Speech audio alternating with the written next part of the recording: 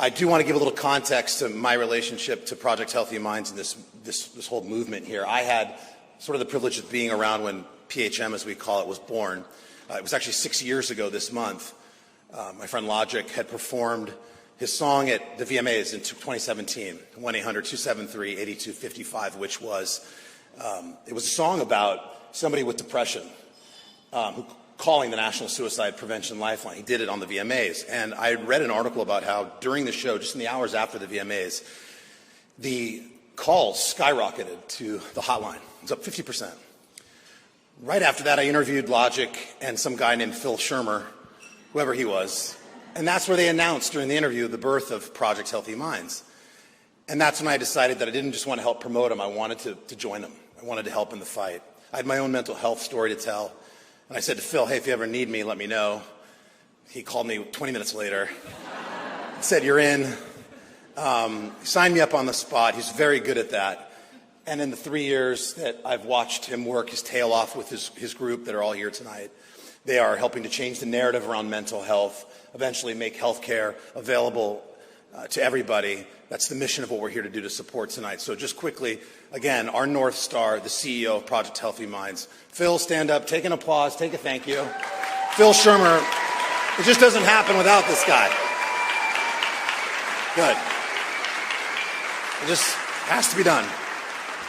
Good. I'm glad you didn't come up, because I wasn't inviting you up. Just applause line. I want to tell you just quickly, this is like 7 minutes. I'll be out of your way. A little bit about my mental health story and how I became involved in the community. Before TikTok and Instagram, before Facebook, before all of that, there was Total Request Live, the OG. TRL, if you don't know, was appointment television for a generation. It's where you went to interact with your favorite singers and celebrities. It's how MTV News brought small-town kids the world's biggest stories. It's where thousands of screaming teenagers tangled Times Square, traffic every single day. It was a safe space for young people, and I was a safe host. I was basically the babysitter for the latchkey kids of America. It's also where one September day I thought I was going to die. It was a broadcast like any other in the first incredible years of TRL. 1 million viewers a day. Britney might be calling in.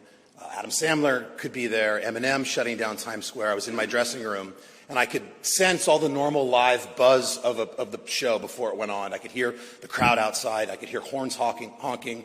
Normal, Total Request chaos. Very usual. But then something very unusual happened to me. Out of nowhere in my dressing room, I felt, which I can describe as like a snap in my brain. My heart started to race, and fear went through my body like I was a kid and wouldn't let go.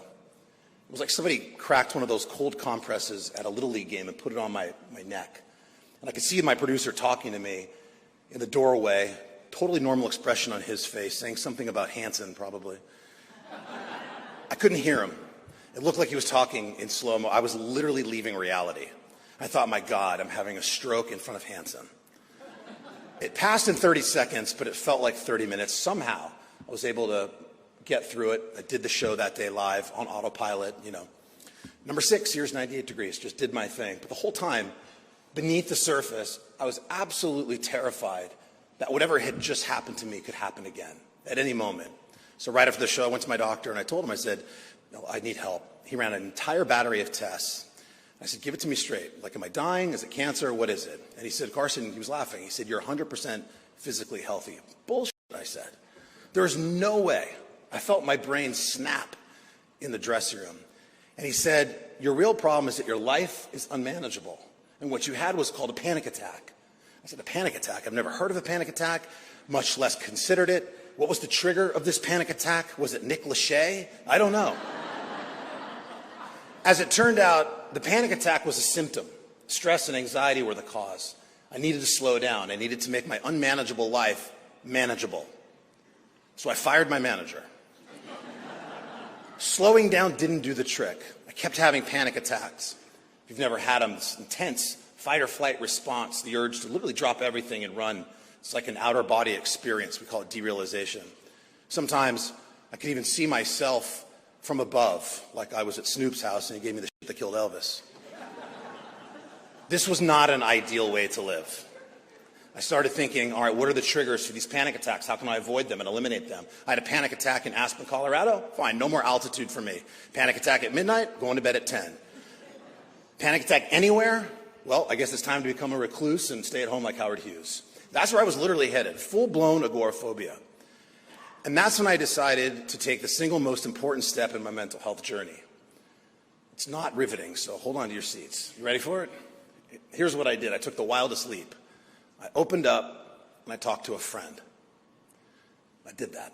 Rebel stuff, right? And he looked at me and he said, man, I know exactly what you're talking about. I had those all through school growing up. And just hearing him say that was revelatory. I was so happy to learn that I wasn't the only one feeling this way. I wasn't alone. He said you need to talk to a professional, not a doctor, a mental health professional. And again, this is something I did not know existed. I didn't grow up with any of this. We didn't talk about our mental health. It was suck it up. I said, okay. So I found a therapist named Dr. Oakley, who was the director of psychology at UCLA. I liked his vibe, liked his office, went to see him. First session, Dr. Oakley says to me, all right, I want you to hyperventilate in this paper bag, and we're going to induce the symptoms of a panic attack on purpose. And I looked at him like he was the one who needed help. And I said, Doc, you got to be kidding me. Do you have any idea how hard I tried to not have those? I almost had one in your parking lot and went home. But he was right. Exposure is important. Taking the time to be vulnerable and learning about yourself is important. Sometimes you have to dance with the devil to get out of hell. It was time to stop running, and it was time to start working on myself. And over the years, I put in the work to manage and ultimately admire my anxiety. I learned that the brain can send these false alarms to your body telling you that there's an imminent threat, like there's a saber-toothed tiger on the stage about to rip my head off, but that doesn't exist. It's not actually true.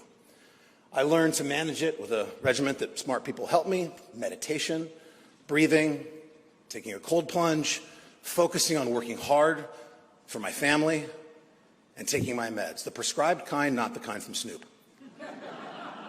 But ultimately, I came to accept that this is who I am, and not only do I accept it, I'm stronger because of it. That doesn't mean I'm never going to have a panic attack again. The body can always trick the mind. I had one hosting The Voice in its heyday, 12 million people watching. I felt the wave come over me live on NBC. Not a good time to lose your shit. Thought I was going to pass out. So I just held on. Right hand clutching the microphone, smiling, this is what you see. Left hand in the pocket. I grabbed my left thigh so hard I started to bleed. 30 seconds is what it lasted, but again, it felt like an eternity. But I made it. In fact, I was worried I was going to have a panic attack today with the Duke and Duchess, or tonight, right here in front of all of you. I may never cure my anxiety. Sometimes it's tough, but it's more important that I have the bravery to share my story, just in case it helps somebody the way that my friend helped me. I'm not a mental health expert. I've had a chance to think a lot about the mental health crisis. I'm almost done. I think there's 3 chapters to the arc in our society of mental health. The first chapter was when mental health was considered something to keep hidden in the shadows. It was something to be ashamed of. That chapter, unfortunately, stretched for the entire history as a species.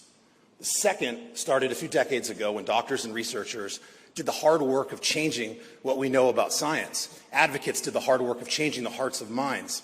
Brave people, sometimes risking their own careers and their reputations, came forward to share their mental health struggles. And each of them made it easier for 10 more of us to come forward. And that brings us to the third chapter in the arc of mental health and the reason that we're all here tonight. Building a world where everyone knows that mental health isn't something to hide from, but a journey to take openly, and a journey where you'll find support along the way. We have a lot of work to do. 65 million Americans are going to experience a mental health condition this year. That's 4 times the number of Americans who will be diagnosed with cancer. And it takes far too long to reach them.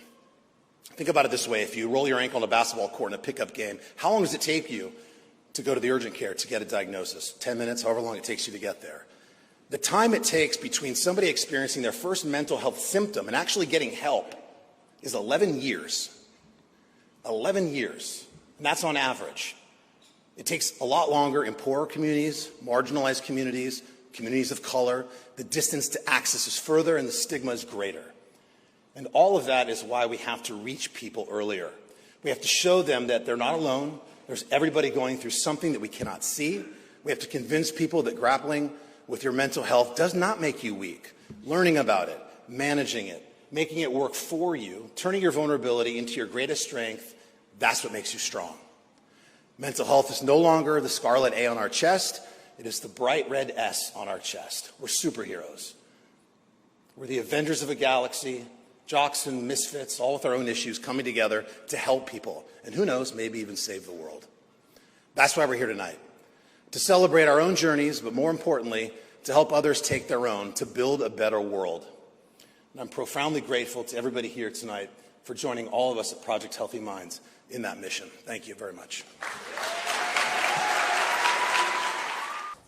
Hey, thanks for watching. Don't miss the Today Show every weekday at 11 a.m. Eastern, 8 Pacific on our streaming channel, Today All Day. To watch, head to today.com/allday or click the link right here.